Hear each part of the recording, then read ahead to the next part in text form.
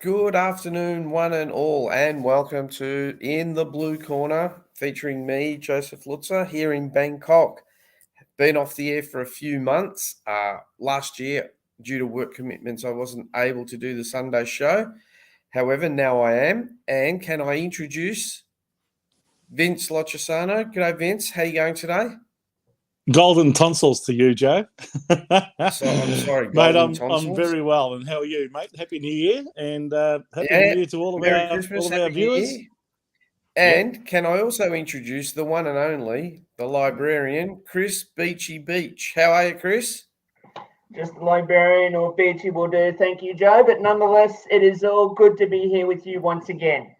Fantastic. Now, Good Chris, to I see know you, you're a Beachy. cricketer. I know you're a cricketer, Chris. Yes, So tell yes, me, I am. how's your cricket season been? So we've had a few washouts and we've had a few heat rules come into effect down the local cricket way, but nonetheless, we've had some games played, and Are you we're champions, halfway. premiers? We're halfway through one other game at the moment. There are still some games to go before finals. Mm-hmm. So Are you potential finalists? we are, as what the AFL people would call, sitting one spot outside the four. We are fifth at the moment, and we need probably a few more wins to try and get us into that four. Sorry, we're turning this into the Chris Beach Cricket Show. And Chris, how's your batting and bowling averages going? Or do we move on to the next question? No, you can ask. I've made 2 runs so far, coming in at number 11, the Glenn McGrath spot, and with an average of about 1. So that's not ideal, but look, I'm there for my bowling, and at the moment we have found ourselves in 5th spot for the third 11 at the cricket club. So we're up there, but we want to be improving. Oh, that's good. All right. So listen, I didn't realise, but apparently there's sort of a rather important game of tennis going on now. I think they call it a Grand Slam or something. Yep. So if anyone wants to, feel free to shout out scores. I'm not particularly a tennis fan. Welcome, Gina, long-time listener, first-time caller. No, actually, long time. So I hope Gina's had a good Christmas and New Year break. Good to see her. I wait for her partner in crime to appear soon, hopefully. So, Vince, tell us, what's been happening? Christmas, New Year, sport. What do you want to say? Where do we start? We haven't been on air since the AFL Grand Final when Geelong did what most of us expected them to do, and that is to take out the chocolates. But yes, there's been a lot happening in the sporting world.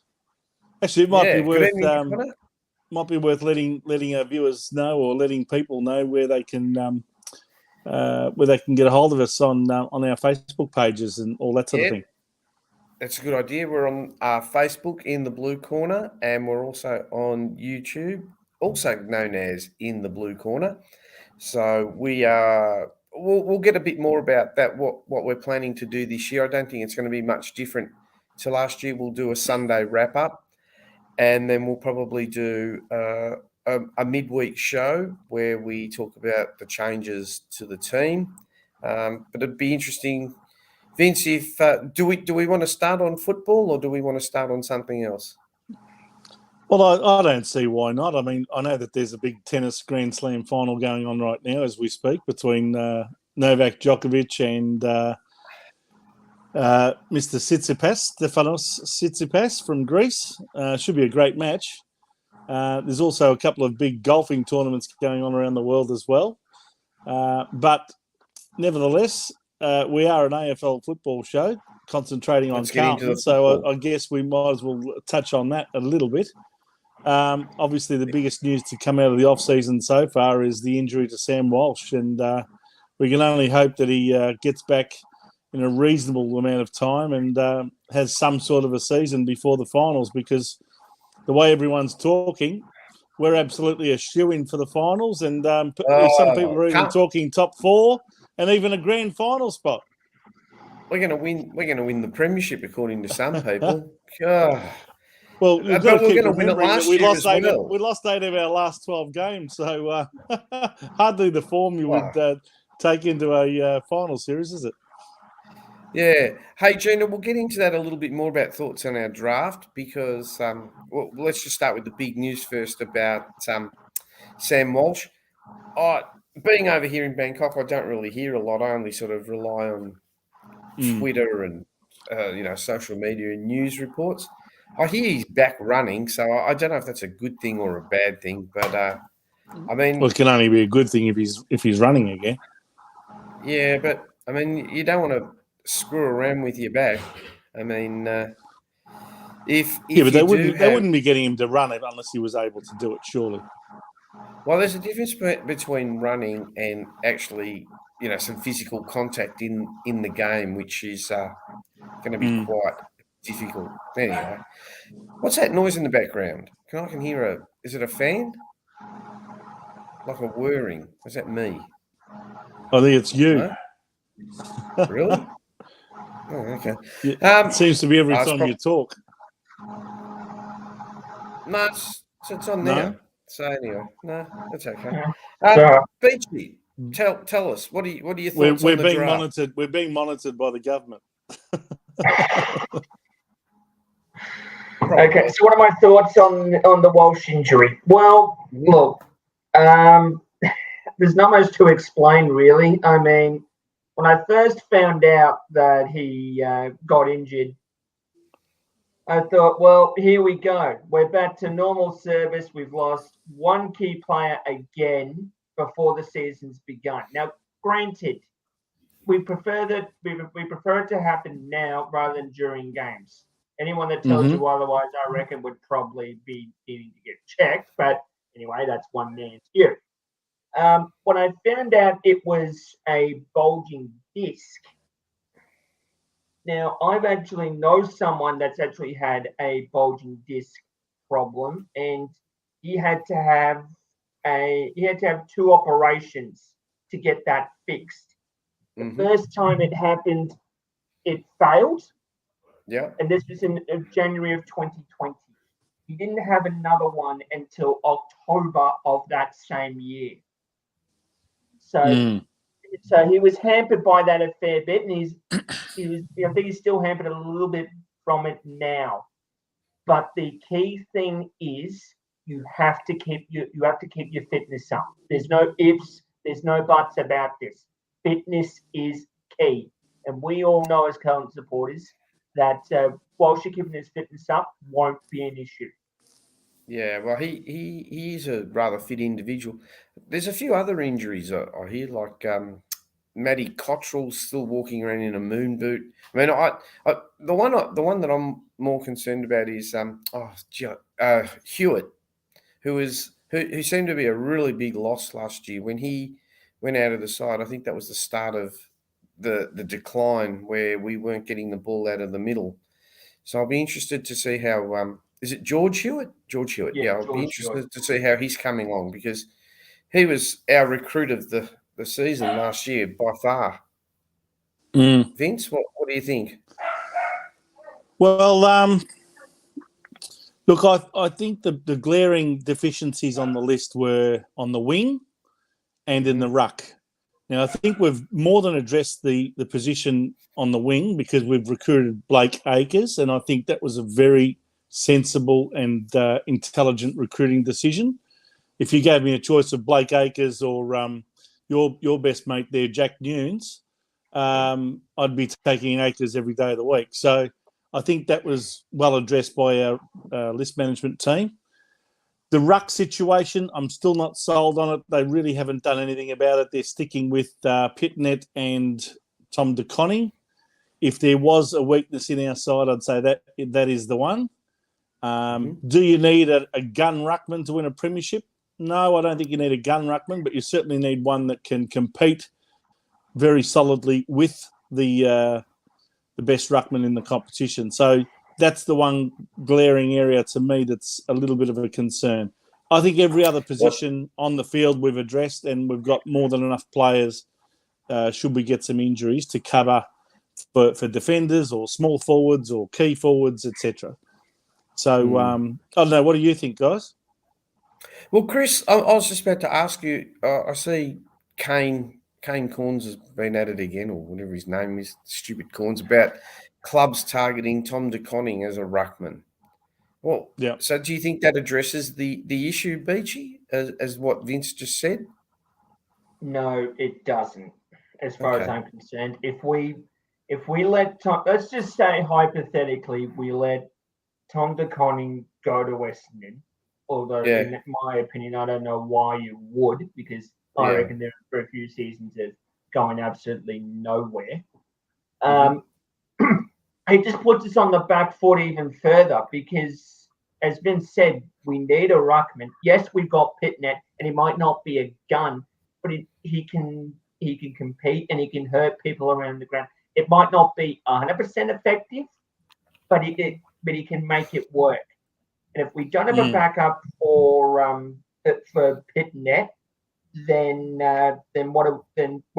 we're back further than where we need to be. Yeah. Jeter and Lana are both saying that Geelong will come hard for him. They probably will because of his brother, but then that doesn't stop us going equally hard at his brother. But I think the club would be very stupid if they were to let someone like him go. But I mean, I don't know what pressure that puts on the salary cap overall because you can't pay everyone $1 million. No. Look, from a recruiting point of view, guys, we've got one player from another team, which is Akers. The rest of them were going through the draft. I was quite impressed with what we got through the draft. I think Ollie Hollands is the sort of player that could very much just walk into the side. He's that good. And I think the other really promising recruit is Lockie Cowan from Tasmania. Yes. He impresses me. The others, maybe they'll need a little bit more time.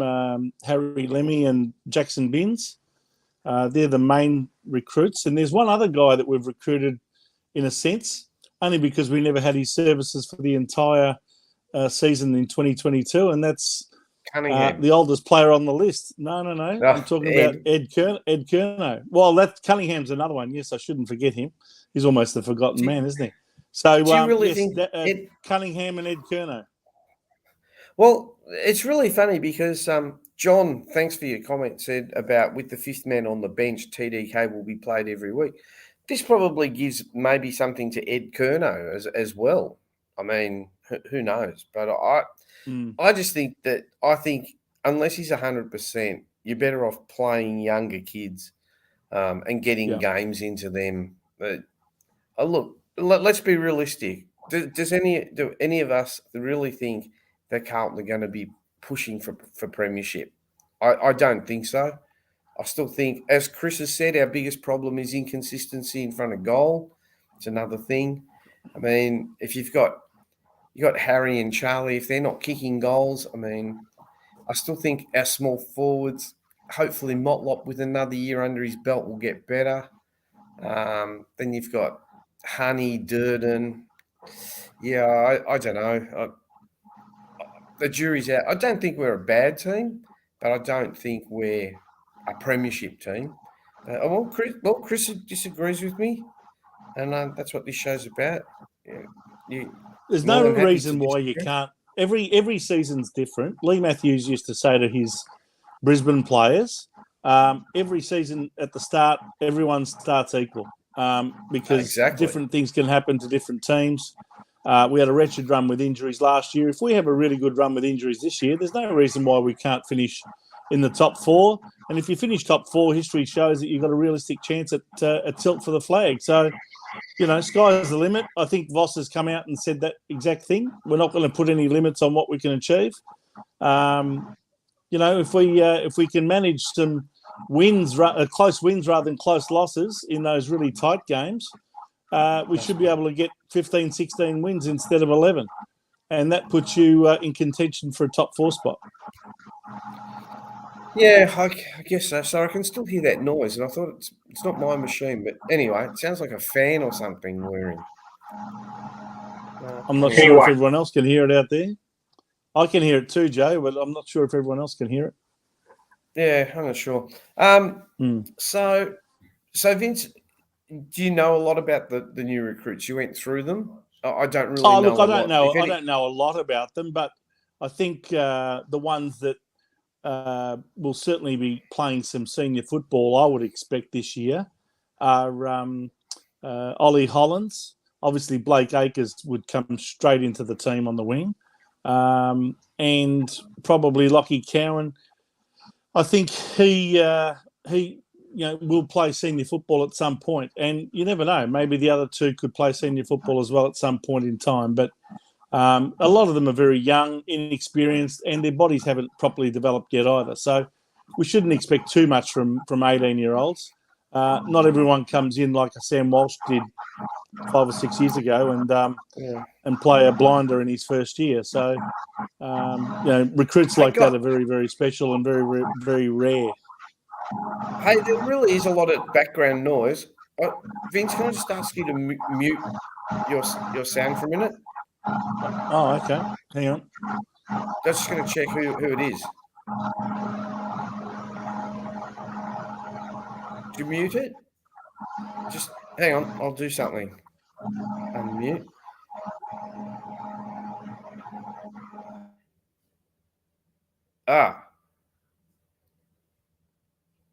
You there?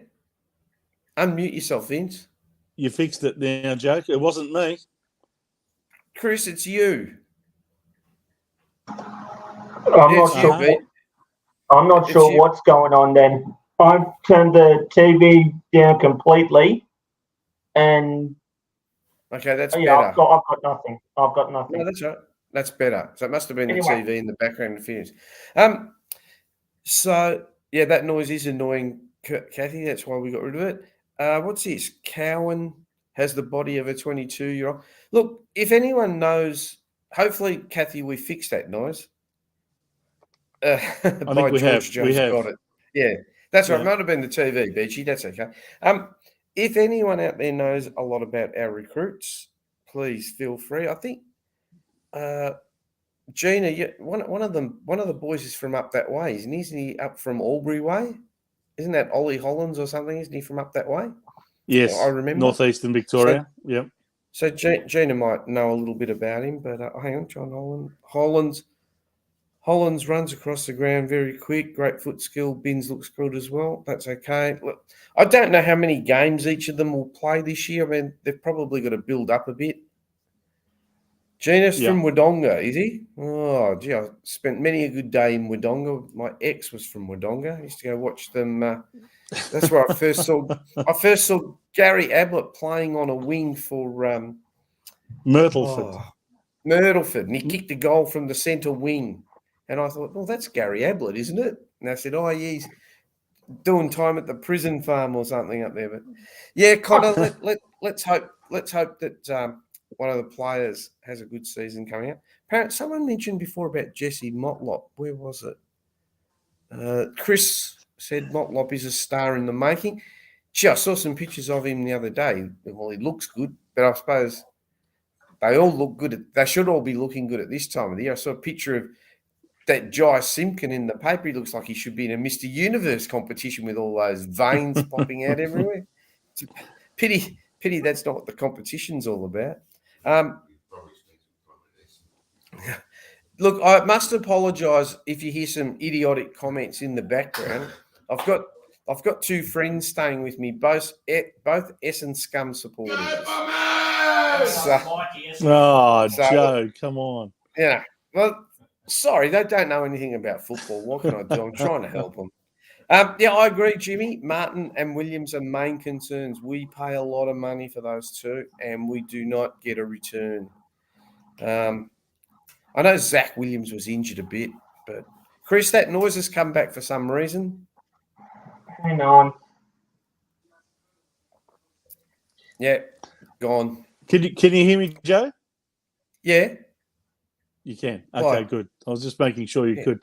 Well, I was just going to say, look, I think what we haven't seen for a few years is those high-priced recruits that we've gotten from other teams on big contracts. They need to finally deliver and give us some genuine output for what we pay them. I'm talking about Jack Martin. I'm talking about Mitch McGovern. I'm talking about Zach Williams. I think Adam Sard more than delivers for what we pay him. He was a high-price recruit. And, of course, Adam Chera. So, and now we've got Blake Acres as well. So, there's a half a dozen players there that if they all finally put it together and stop being injured passengers and start being uninjured deliverers, we'll go a long way towards securing not only a final spot, but a final spot that'll give us a real chance. And Chris, your noise is back again. Seriously? Yeah. That's better. What is it? The TV? I don't know. I've just turned everything down. Something's giving you some feedback. I think Something's giving you a bit of feedback coming through. Yeah, that's all right. Anyway, that's my view. I think we need to finally get those type of players to deliver because our midfielders generally deliver, like Cripps and Hewitt and Kennedy and guys like that. But and our key position players have delivered. We've had a Coleman medal out of Harry Mackay and Charlie Curnow in consecutive years. We've had Wiedering holding up the back line in a key defensive post, and Lewis Young was a revelation last year. He certainly deserves his spot. So we've got the spine working well. We've got to just get those players on the fringes to really deliver now.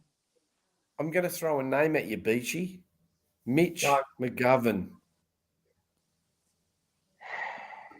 Yeah, that's my. What are we going to get from him this year? I reckon you'll get a really good season out of him because it's the last year of his contract. And you'll want another one. It's amazing how many players really, really deliver in the final year of their contract because they know that it's make or break if they're going to get another 2 or 3 year deal or longer.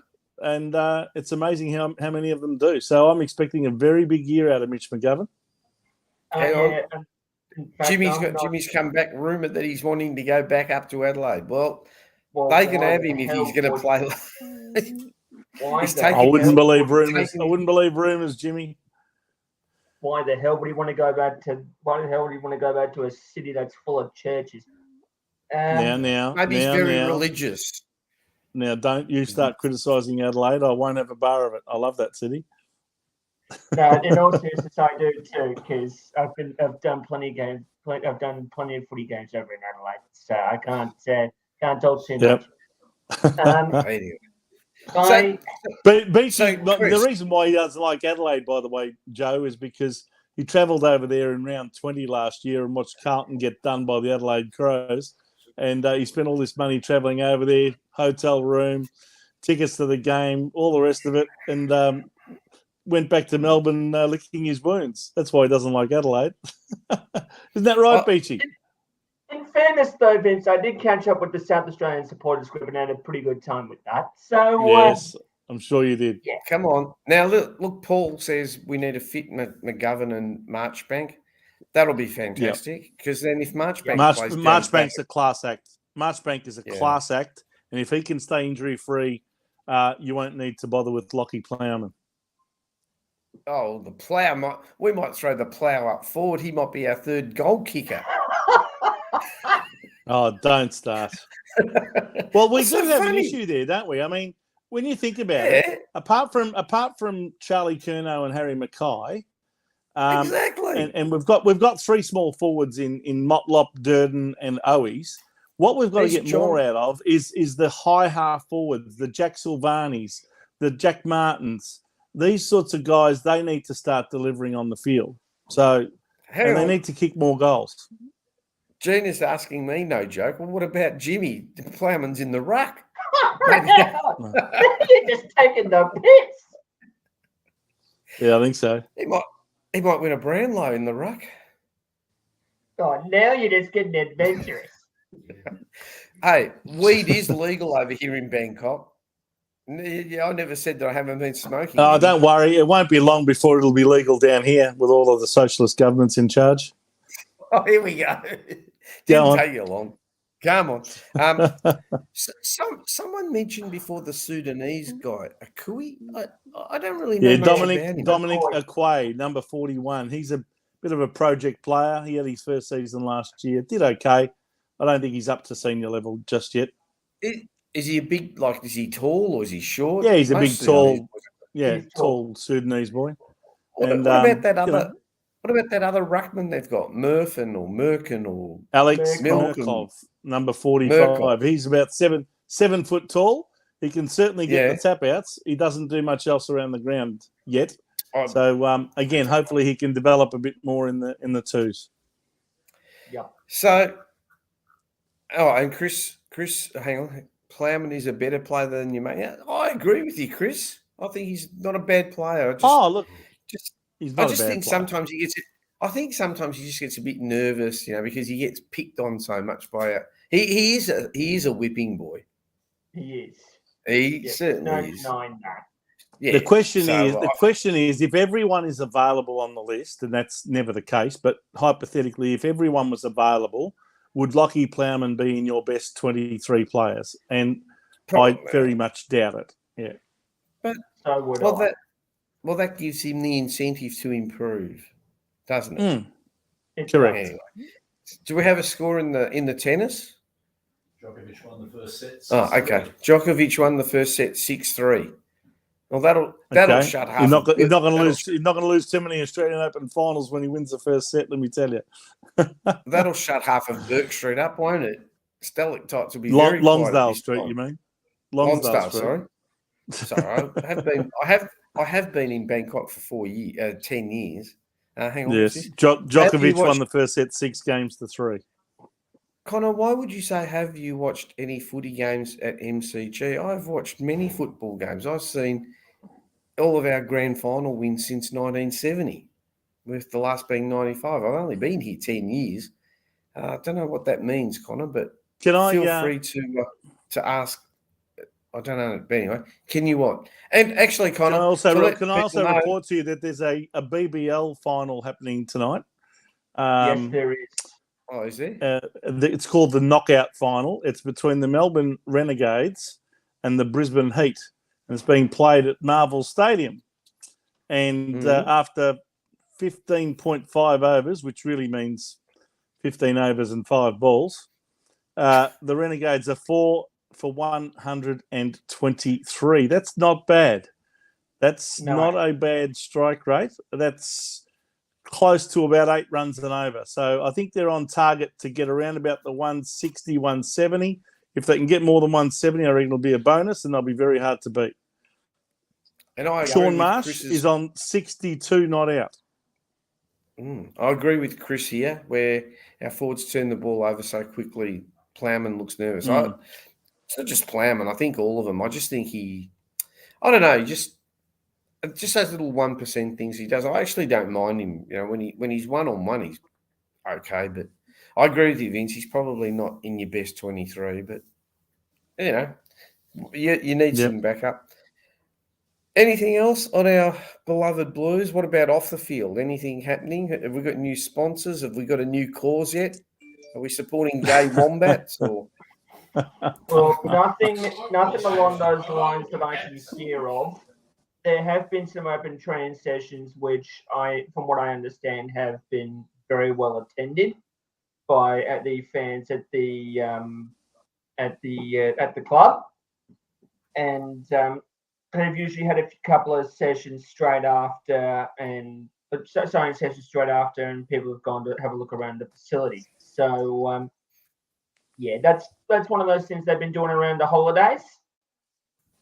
Yeah. Mm-hmm. Hang on. There you go. I've been having so much trouble with my internet. I'm hoping nothing happens bad. I have had the guys around here. This would only happen in Thailand. I had a problem with my internet. 10 technicians turned up to try and fix it. I don't know if they fixed it or not, but there was 10 of them. 10 of them standing around, talking around. I think you guys would be lucky if you got one, wouldn't you? Yeah, 15. We'd be lucky to have 2. Really? Oh, they were all talking each other. I think my tie was not that great, but I think they were all saying to each other, "What are you doing here? What are you doing here?" So anyway, gotta bring it up. Sauce going to the Saints. Okay, I have a view on Yes, that. interesting. Yep. Go. I'll start with Beachy. Man's got to have a job. I've got absolutely no problem with that. Sure, he was with St Kilda before under Ross Lyon. Ross Lyon's brought him back. He clearly he's not part of our list management team anymore because we've got Nick Austin. I wish him all the best at St Kilda. Yeah, Vince. Look, as soon as Ross Lyon got the job at St Kilda, that was on the cards. Clearly, Ross Lyon is the sort of guy that says, if you want me back, I've got to be able to do things my way. I've got to be able to recruit the assistant coaches I want, the list management people I want, and he's really revolving the club around himself. A little bit like the way Alistair Clarkson's doing at North Melbourne now. He's almost got an open ticket to do whatever he wants and recruit whoever he wants. So I think that's one of the reasons why Silvani is there. They're very, very close mates. And the question will be if, and I stress if, Jack Silvani hypothetically has a disappointing season and starts, struggling to hold his place in the Carlton team. Oh, jeez. Oh, don't start. Lana and Gina are going to kill you. No. I'm being frank with you. The rumor mills will be all of a sudden hot as anything that Jack Silvani may be a candidate to be recruited over to St Kilda. Oh, well, how would you now, is that possible? I think it's possible. No, I don't want to see it, but I want to see Jack Silvani succeed at Carlton and stay in our team.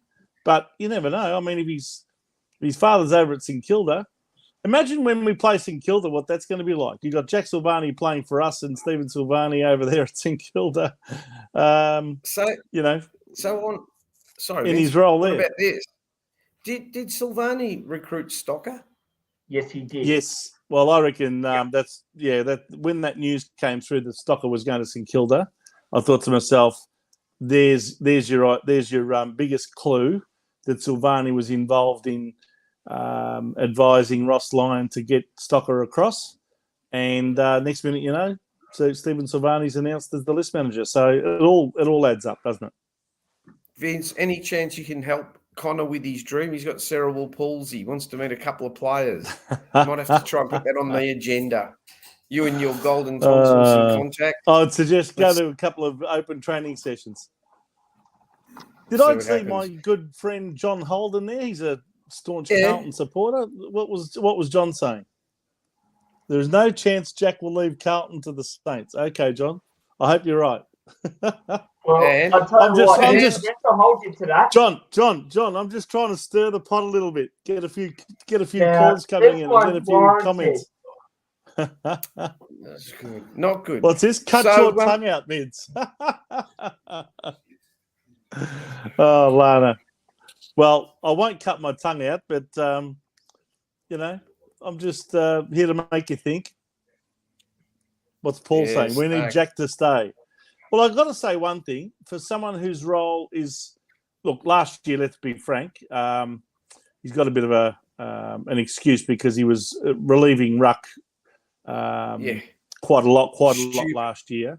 But now that he won't have to do that, or we don't think he'll have to do that, I'd want to see a few more goals out of Jack Silvani if he's going to play half-forward flank. Yeah, I'd hope so too. But, John thought I was stirring the pot. Yes, indeed, John.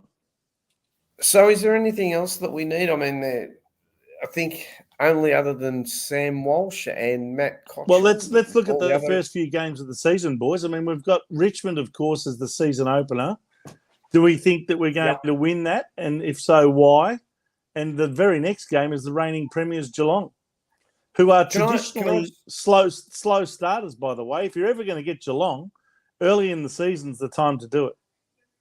Yeah. Can I just, Gina's raised this point, and I know a little bit about what's happened there. So, Gina, I will message you directly about that young man and what happened with the club because I know a lot about it.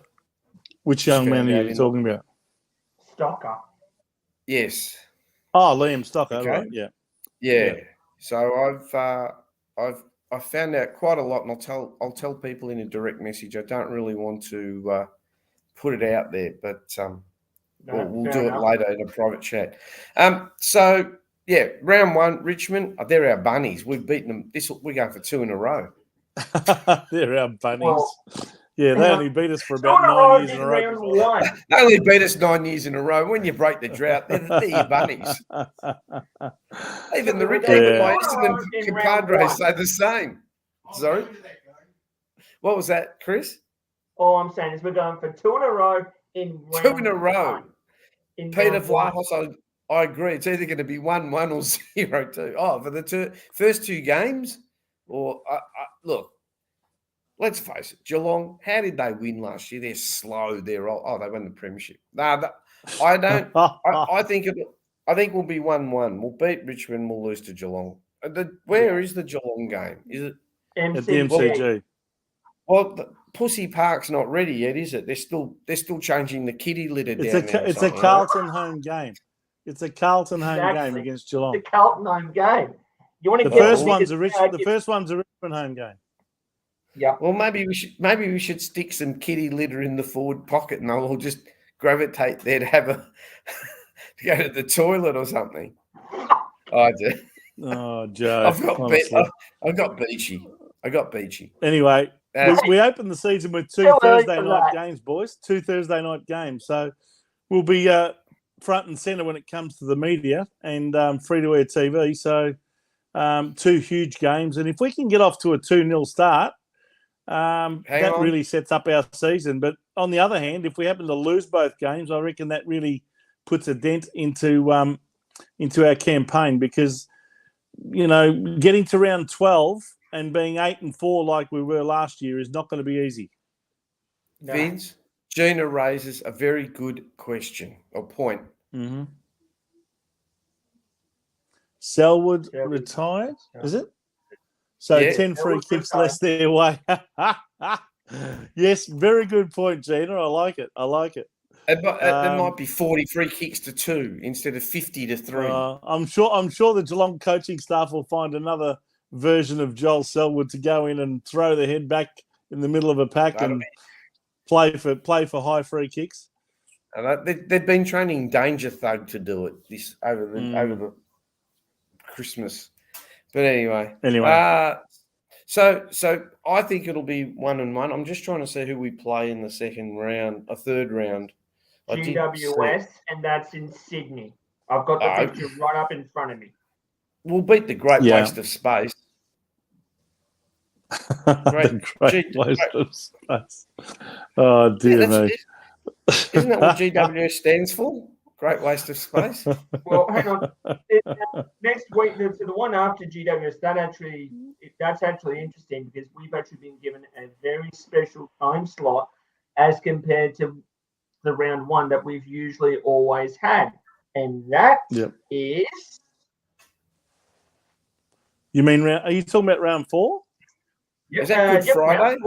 Round 4 is the Easter. That's the Good Friday match against North Melbourne at Marvel Stadium, and I think it's at around about 4:30 or something around that mark in the afternoon. 4:20. Yeah. So it'll be a blockbuster against North Melbourne. Can you believe? Yes, exactly. Yeah. Adelaide is straight after that. Thursday Adelaide's night. the week after on a Thursday night. Oh, okay. In Adelaide, that'll be a big game. Yep. Lana's looking for compatriots to go with it. Chris Riddle, Collingwood lost both their games last year and won 8 by under 6 points. Agree. Paul, if we make the grand final year, I'll just make it back in time because I'll be in Greece. Lana, Joe is on fire tonight. It's during the day here. Lana, I've been smoking some wacky tobacco. As I said, it's legal here. It's everywhere. It is. Don't laugh. It's this country's gone from one extreme to the other. I mean, you walk out at night of your house and it just smells of guncha. It just stinks. But anyway, great waste of space. Yeah, it doesn't mean got to win in Sydney, but I think it's a great waste of space. Look, after round 4, I think we'll either be 3-1 or 2-2. That's my prediction. I'll take 3-1.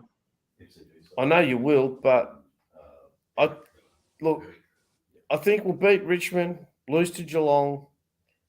Giants is a toss in the air, depends how they're playing, and we'll beat North.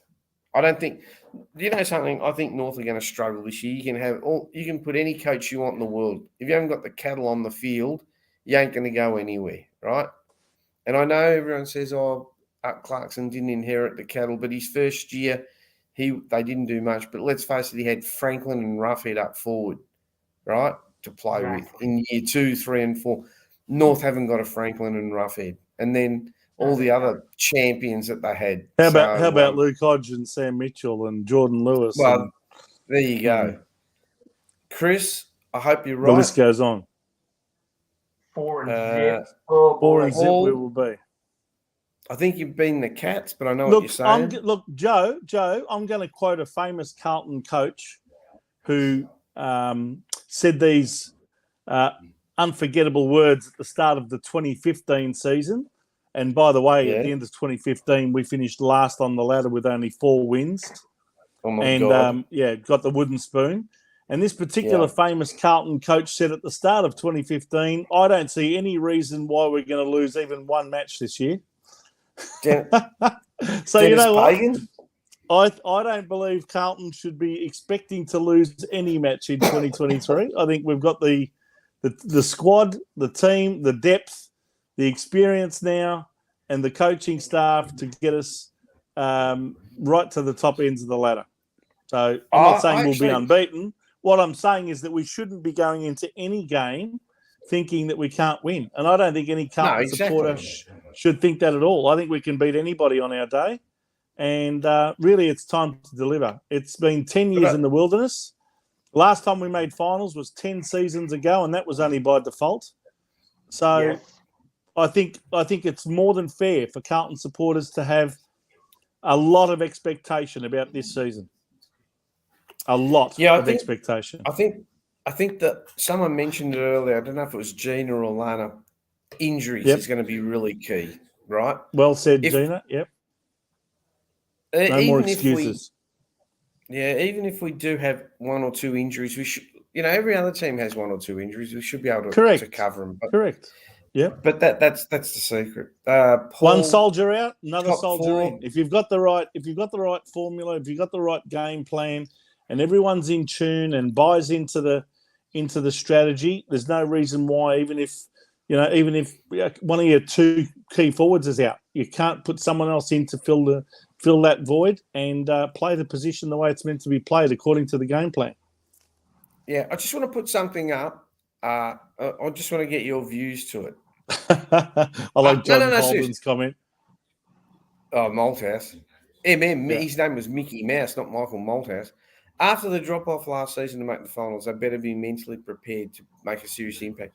What sort of attitude do you think that they would have after losing those last 8 games, and especially the last 2 that were winnable and should have been won and lost? Yep. Do you think that that's going to be like stimulus, or do you think that they forgot about it, let's move on, or do you think it'll spur them on? I'll start with you, Beachy. It's hard to know in today's day and age, isn't it, Beachy? But I'll let you go first. Well, Vince is right. It's hard to know because, I'm going to take 2 examples out of this. 2017, the grand final between Richmond and Adelaide. All right.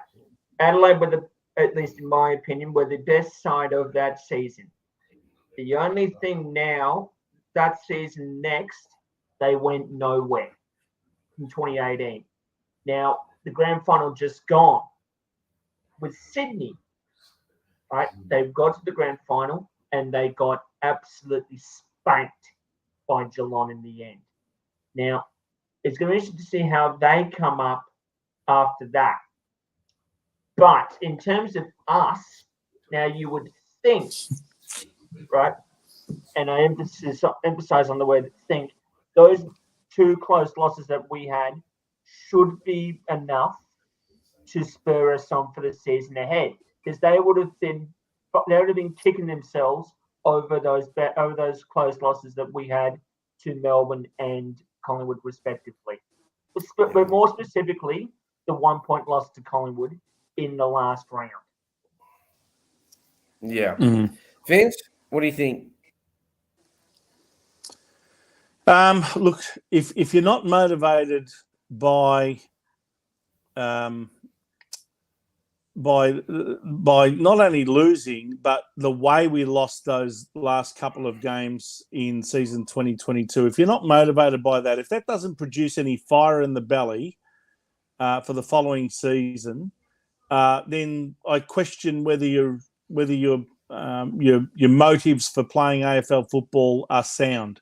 Let's just go back to when we beat Essendon in the 1999 preliminary final by a point. They used that 1-point loss, that unexpected, tragic loss as far as they were concerned, as motivation to go one better the next year, and they only lost 1 match for the entire season, and they were unbeatable in 2000. So that's what we need to do. But another generation has passed on since then. That was 23 years ago. I'm not really sure whether the millennials that are currently playing AFL football now think like that. I hope they do. I hope it spurs them on. But, and you hope that the coaches get that message through. But the question is, why are players playing football? Is it for the thirst for success, or is it purely the money or the status or the lifestyle that they can get as a result? They're all question marks that I can't answer. But I guess the proof will be in the pudding when we see the team play this year. All right.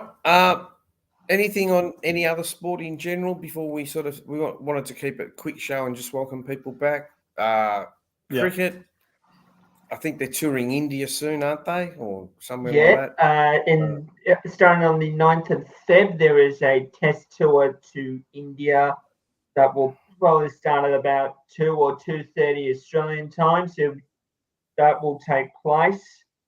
A quick BBL update. The Renegades have finished batting and they've put on 162 for the first innings. 162. I reckon that's slightly under what I would have liked them to get. I reckon I would have liked to get them 170 plus if they were going to win, but it still runs on the board. Pretty good score.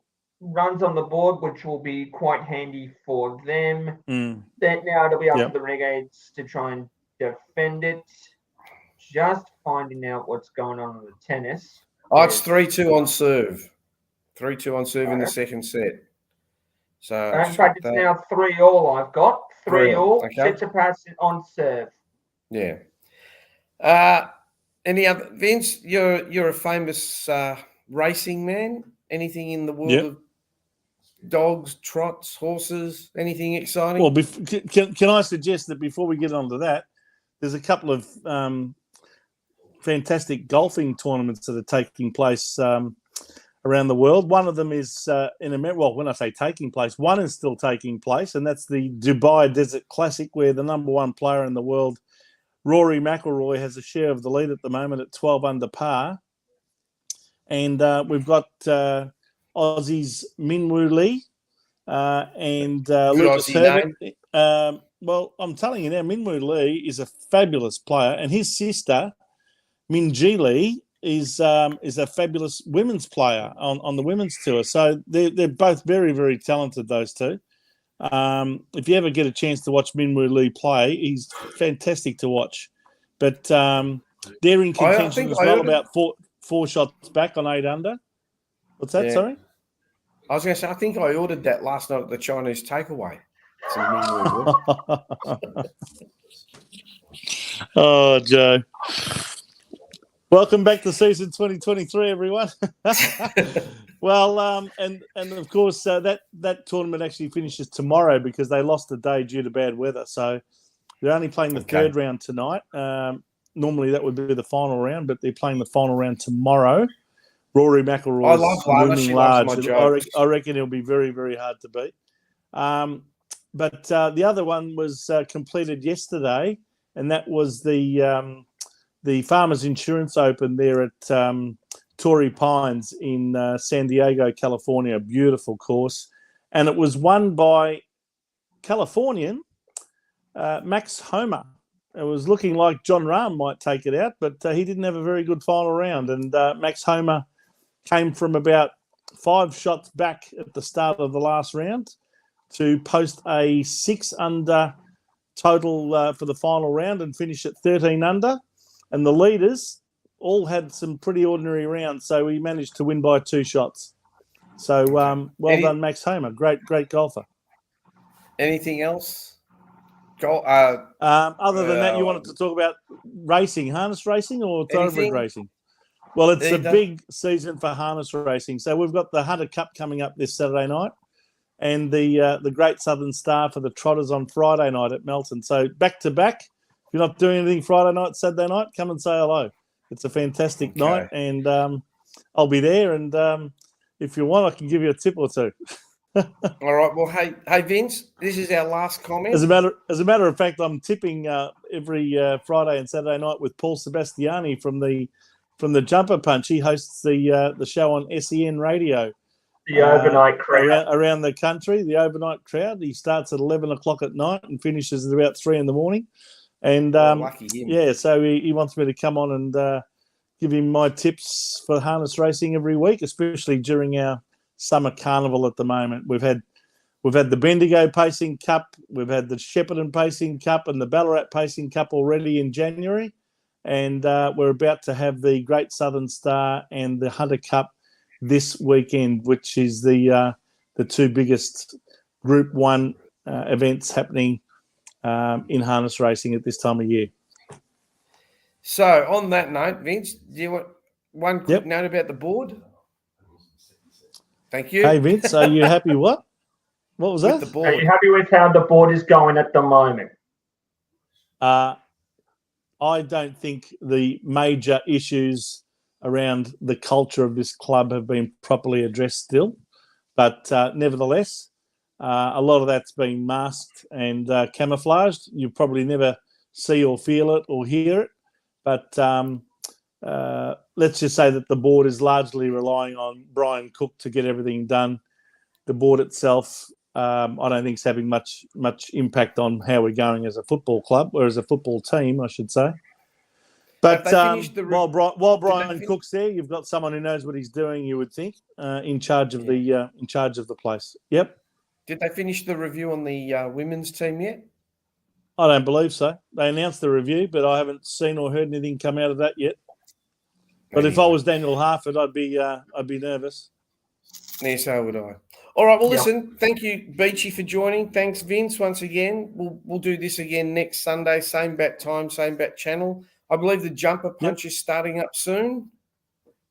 Well, I think you'll find that Rocco and the boys will be putting out some little tidbits along the way until their first proper show, which will be aired on the Tuesday before our first game. So I think Carlton plays Richmond from memory on the 16th of March. That's the Thursday. Yeah.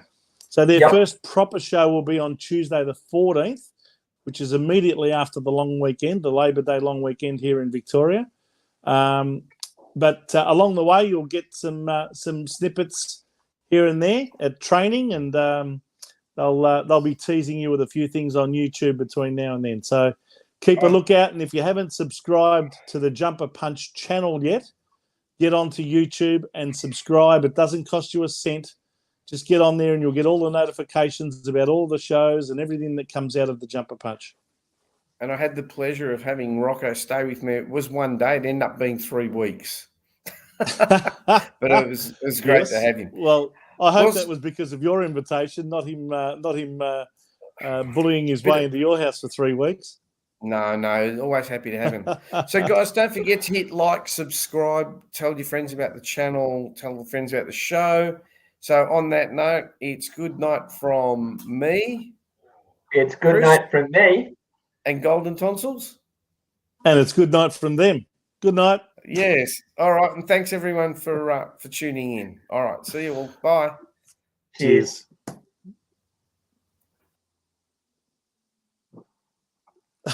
Beachy, it's you and me. Oh, Joe's terrific. Joe's gone. What happened? Hang on, we're still Bloody live. Bloody According to hell. me, we're still I've got to live. Are we still live? I've Is got to anyone message there? him. Yeah.